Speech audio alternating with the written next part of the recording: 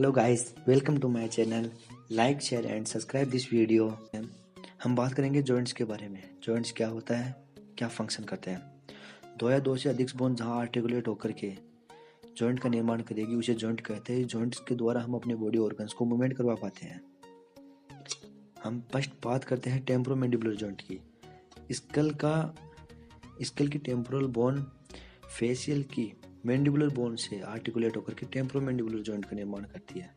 यह temporomandibular joint school का एकमात्र मूवेबल जॉइंट होता है। इस जॉइंट के द्वारा हम भोजन को ब्रेक डाउन करवा पाते हैं, भोजन को चबा पाते हैं।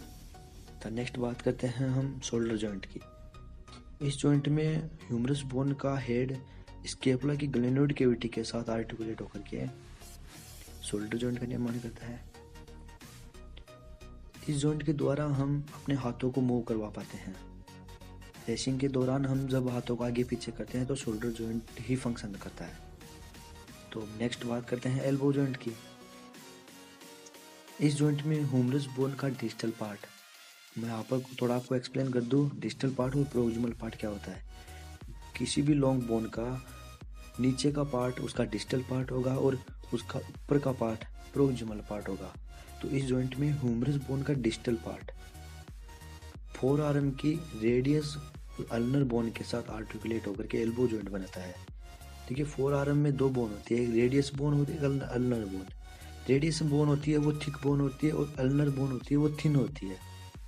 रेडियस बोन और अल्नर बोन का डिस्टल पार्ट और प्रोक्सिमल पार्ट तो ह्यूमरस बोन के साथ आर्टिकुलेट होकर के एल्बो जॉइंट का निर्माण करता है। और रेडियस और अल्नर पार्ट जो कि डिस्टल साइड में कार्पल बोन्स के साथ आर्टिकुलेट होकर के रिस्ट जॉइंट का निर्माण करते हैं। तथा हम आगे बात करते हैं रिस्ट जॉइंट की। देखिए, इस जॉइंट में 8 कार्पल बोन्स होती हैं। इन बोन्स का प्रोक्सिमल पार्ट रेडियस बोन से तथा डिस्टल पार्ट मेटाकार्पल बोन्स के साथ आर्टिकुलेट होकर के रिस्ट जॉइंट का निर्माण करता है। और इस 8 कार्पल बोन्स के आपस में जो जॉइंट बनता है उसे इंटरकार्पल्स जॉइंट कहते हैं। जो रिस्ट के जो 8 बोन्स है कार्पल बोन, उन कार्पल बोन्स के बीच में जो भी जॉइंट बनता है उनको इंटरकार्पल जॉइंट कहते हैं। अब हम नेक्स्ट बात करते हैं अपेंडिकुलर स्केलेटन जॉइंट के बारे में।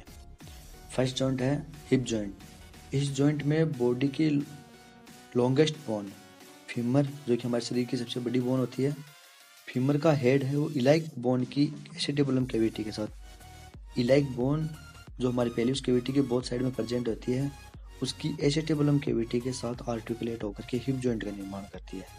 और इस जॉइंट के द्वारा हम अपने पैरों को आगे पीछे अर्थात मूव करवा पाते हैं। हम नेक्स्ट बात करते हैं अब नी जॉइंट के बारे में।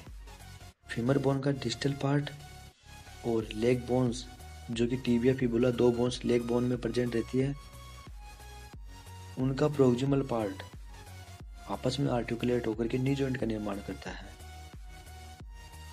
फीमर का डिस्टल पार्ट और लेग बोन टिबिया का प्रोक्सिमल पार्ट आपस में आर्टिकुलेट होकर के नी जॉइंट का निर्माण करता है। हमारी बॉडी की सबसे लार्जेस्ट सेस्मोइड बोन होती है पटेला, जो कि लिगामेंट्स के द्वारा आर्टिकुलेट होती है, जिसे नी कैप भी कहते हैं।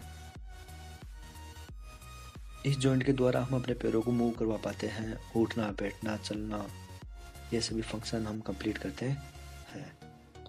हम अब नेक्स्ट बात करते हैं एंकल जॉइंट की। एंकल जॉइंट में 7 टार्सल बोन्स होती है, जो कि ऊपर की साइड में प्रोक्सिमल पार्ट तो लेग बोन से आर्टिकुलेट होकर के अटैच रहेगा तथा डिस्टल पार्ट्स मेटाटार्सल बोन्स के साथ आपस में अटैच रहेगा। प्रोक्सिमल पार्ट और डिस्टल पार्ट जहाँ 7 टार्सल्स बोन आपस में आर्टिकुलेट हो जाएगी उसे इंटरटार्सल जॉइंट कहते हैं।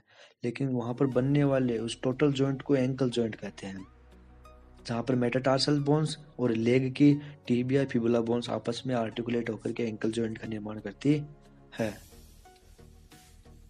अब हम नेक्स्ट बात करते हैं एसआई जॉइंट की।